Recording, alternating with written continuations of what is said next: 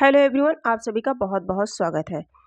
ये class UP TGT GIC प्रयोक्ता परीक्षा को ध्यान में रख करके चलाई गई है और इसमें हम सभी कुछ प्रश्नोत्तरी करते हैं संपूर्ण पाठ्यक्रम से। तो आज की क्लास में मैं पुनः कुछ प्रश्नों को लेकर के उपस्थित हूँ। हम लोग जो है 90 क्वेश्चन तक कर चुके थे। 90 से इस क्लास में देखेंगे भिन्नार्थानाम भय हेतु के योग में कौन सी विभक्ति होती है। तो भिन्नार्थानाम भय हेतु के योग में कौन सी विभक्ति होती है? तो इसमें होती है पंचमी विभक्ति, है ना। कौन सी विभक्ति? पंचमी विभक्ति, यानी कि पहला ऑप्शन हमारा सही हो जाएगा। अगला प्रश्न जो हमारा है, बभू धातु रूप किस लकार का है? बभू धातु रूप किस लकार का है? तो ये लुंग लकार का है। करेक्ट आंसर बी हो जाएगा। 92 नंबर का प्रश्न है, तुमुन प्रत्यय का प्रयोग निम्न में से किस अर्थ में होता है? तुमुन तुमुन प्रत्यय का प्रयोग निम्न में से किस लिए होता है? तो के लिए, तुमुन के लिए, यानी कि सी वाला ऑप्शन हो जाएगा। ठीक है। अगला है 93 नंबर का प्रश्न है, हिंदी भाषा की बोलियों के वर्गीकरण के आधार पर छत्तीसगढ़ी बोली है। टीजीटी परीक्षा 2004 का बना हुआ प्रश्न है। प्रश्न को पुनः पढ़ना चाहूंगी। हिंदी भाषा की बोलियों के वर्गीकरण के आधार पर छत्तीसगढ़ी बोली है। पूर्वी हिंदी, पहाड़ी हिंदी, पश्चिमी हिंदी, राजस्थानी हिंदी, है ना। तो 93 नंबर का क्वेश्चन क्या हो जाएगा? छत्तीसगढ़ी बोली पूर्वी हिंदी की है। किसकी है? पूर्वी हिंदी की है। अवधी भगेली छत्तीसगढ़ी, यानी कि ए, बी और सी, ये किस में आती है? पूर्वी हिंदी के अंतर्गत आती है। अगला देखेंगे 94 देखेंगे, 94 प्रश्न का देखेंगे। देवनागरी लिपि का विकास हुआ। देवनागरी लिपि का विकास किससे हुआ? खरोष्टी से, ब्राह्मी से, मराठी से, फारसी से। देवनागरी लिपि का विकास तो ब्राह्मी से हुआ। किससे हुआ? ब्राह्मी से हुआ। इम्पॉर्टेंट प्रश्न है इसमें, और यहाँ से परीक्षा में प्रश्न आपको जरूर मिलेंगे देखने के लिए। 2005 और 2010 का बना हुआ प्रश्न है। अगला देखेंगे, निम्नलिखित में से भाषा की प्रमुख प्रकृति कौन सी है? भाषा की प्रमुख प्रकृति कौन सी है? तो जो भाषा की प्रमुख प्रकृति होती है, ये जटिलता से सरलता की ओर, जटिलता से सरलता की ओर, यानी कि ऑप्शन नंबर बी वाला हमारा सही हो जाएगा, जटिलता से सरलता की ओर। अगले प्रश्न की बात करें तो बघेली बोली का संबंध किस उपभाषा से है? यहाँ भाषा विज्ञान से प्रश्नों को लिया गया है और अच्छे प्रश्न है। बघेली बोली का संबंध किस उपभाषा से है? यूपी पीजीटी में जो प्रश्न बने थे भाषा विज्ञान से, वो भी अच्छे प्रश्न थे, है ना। कहने का मतलब सबसे बन गया होगा वो प्रश्न। बघेली बोली का संबंध किस उपभाषा से है? 96 नंबर का प्रश्न है और इसका करेक्ट आंसर बताना है हम सभी को। तो इसका करेक्ट आंसर हो जाएगा, बघेली बोली का संबंध पूर्वी हिंदी से है। अवधी भगेली और छत्तीसगढ़ी, है ना। अवधी भगेली और छत्तीसगढ़ी पूर्वी हिंदी से है। बी वाला ऑप्शन सही हो जाएगा।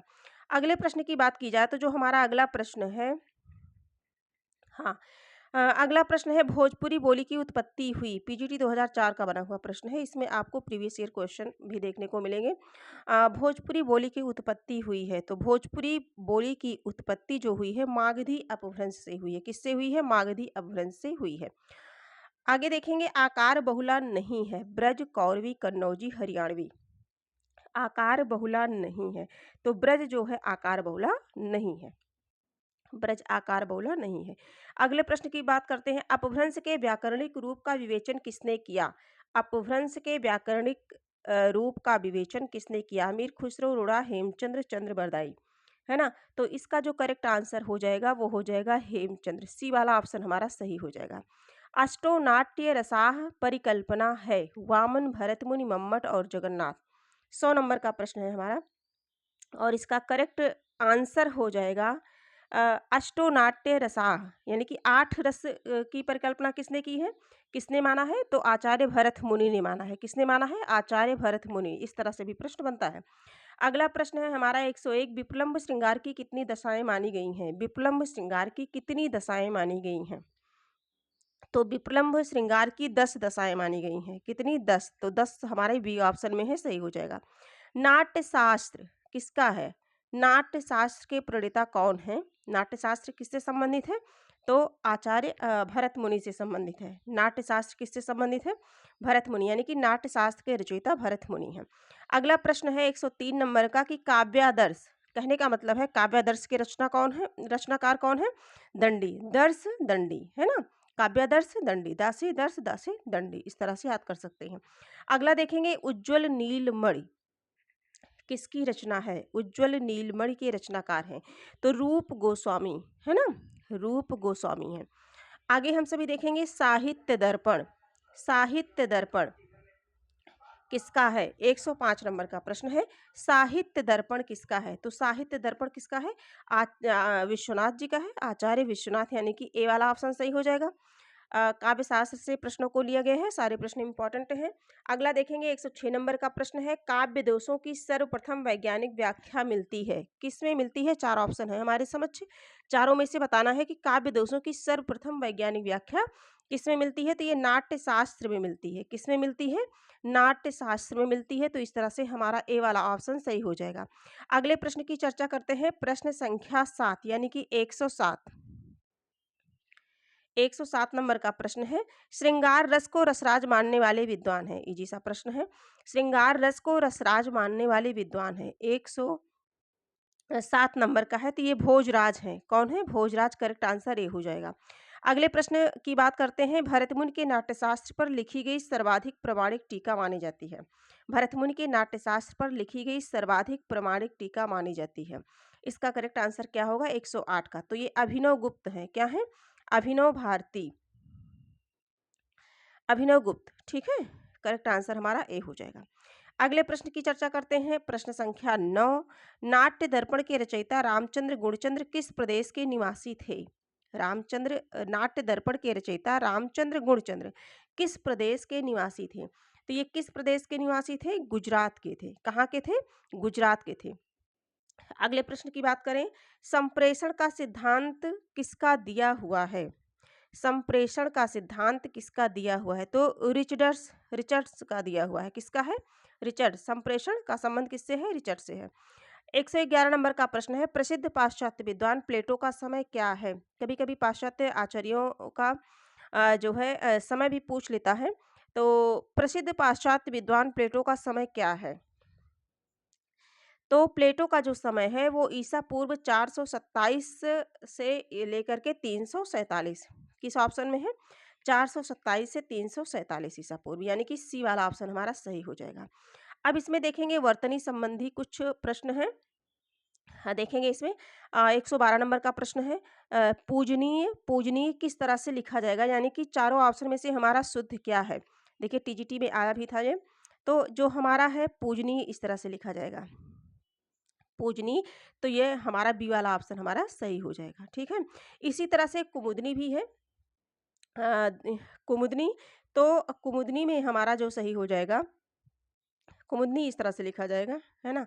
कभी कभी कन्फ्यूजन हो तो कुमुदिनी लिख के देख लेते हैं हम सभी, है ना, कुमुदनी, तो करेक्ट आंसर सी हो जाएगा।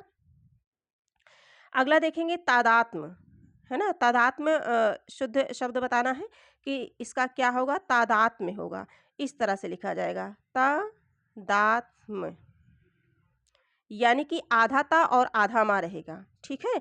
तो किस वाले में है? आधा ता आधा मा, ये है डी वाला। तादात्म्य नहीं, देखिए कन्फ्यूजन के लिए ना, तदात्म्य नहीं है, तादात्म्य, यानी कि ए वाला ऑप्शन हमारा सही हो जाएगा। देखिए आप लोग ना एक पेज यानी कि रफ में जो भी है आपके पास वो ले लीजिए, और कुछ हैं आपको मिल जाएंगे वासुदेव नंदन प्रसाद की बुक में मिल जाएंगे, आपकी अपने खुद के नोट्स होंगे, या आप ग्रामर जिस भी पुस्तक से पढ़ रहे होंगे, है ना, तो ग्रामर है वो किसी भी बुक में मिल जाएगा, तो आप उसमें से ले लीजिए, और कुछ वर्तनी संबंधी ये शब्दों को एक बार, दो बार, दो तीन बार लिख लीजिए, ठीक है, और लिख लिख करके प्रैक्टिस कर लीजिए, क्योंकि इसमें कन्फ्यूजन बहुत होता है। कुछ शब्द ऐसे हैं जैसे हिरण्यकशिपु है ना, और आभ्यंतरिक, है ना, कुछ कुछ शब्द ऐसे हैं जिनमें थोड़ा सा कन्फ्यूजन होता है, जैसे आनुषंगिक, इस तरह से है, इसमें पूछ लिया गया है ना, तो क्या है क्या नहीं है, तो आप थोड़ी सी प्रैक्टिस इसे कर लीजिए, फिर आपका ये गलत नहीं होगा। 115 नंबर का जो प्रश्न है, 115 नंबर के प्रश्नों की चर्चा अगर किया जाए, तो इसमें आनुषंगिक होगा। क्या होगा? आनुषंगिक होगा, आनुषंगिक, यानी कि पहला वाला ऑप्शन हमारा सही हो जाएगा। 16 नंबर के प्रश्नों की बात करें, मोक्ष की इच्छा रखने वाला के लिए एक शब्द है, मोक्ष की इच्छा रखने वाला के लिए एक शब्द है, तो मोक्ष की इच्छा रखने वाला के लिए एक शब्द मुमुच, मुमुच क्या हो जाएगा मुमुक्षु, है ना? यानी कि जो है सी वाला ऑप्शन हमारा सही हो जाएगा। अगले प्रश्न की चर्चा करें। प्रश्न नंबर 17 नंबर प्रश्नों को देखते हैं। वह स्त्री जिसका पति परदेश से आने वाला हो के लिए एक शब्द है। आने की बात हो रही है।